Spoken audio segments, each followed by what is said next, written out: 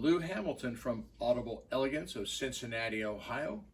We are located on Montgomery Road, a couple doors north of the original Montgomery Inn. We have a website, audibleelegance.com, and we do a monthly blog, which you can read there. We also have a new and used store, so if you care to purchase from us, there are opportunities there to do that. Some of the new gear we are allowed to sell nationally. Keep in mind, though, that we don't want to harm your local dealer. If you've got a local dealer of that product, we want them to be supported and out there. Because I'm always hearing, I wish I had a dealer in my market. There used to be, but they're all gone.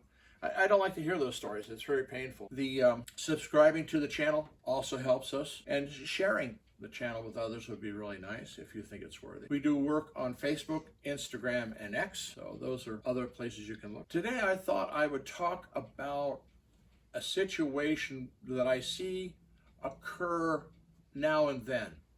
It's not a major thing, but it's the difference between doing things right and not doing them right. And that's where people want to daisy chain products. Sometimes they'll want to daisy chain amplifiers.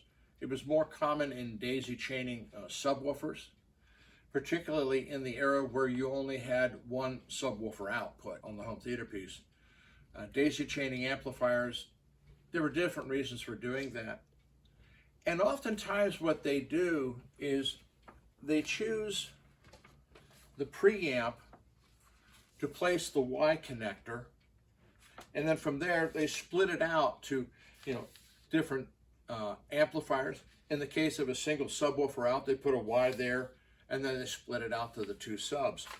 Well, that's not the right way of doing it, because it presents all sorts of reflective possibilities in the cables themselves.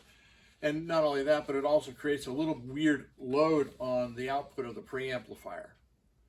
The proper way of doing it is coming out singly from the preamp or the home theater receiver or processor, going to your first target, but the first target is where you attach the Y connector. And so the cable goes into one part of the Y, and then a cable comes out of the other part of the Y and goes to the second piece.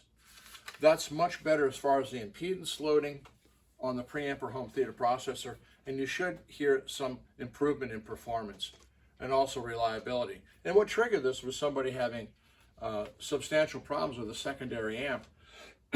And once I got into it, he was wiring from the back of the preamp, which can create all sorts of problems. So that's my little handy tip for how to wire multiple items from a single output. Today we now have home theater processors where they have two subwoofer outs. That's great. Wonderful. So there we are. Thank you.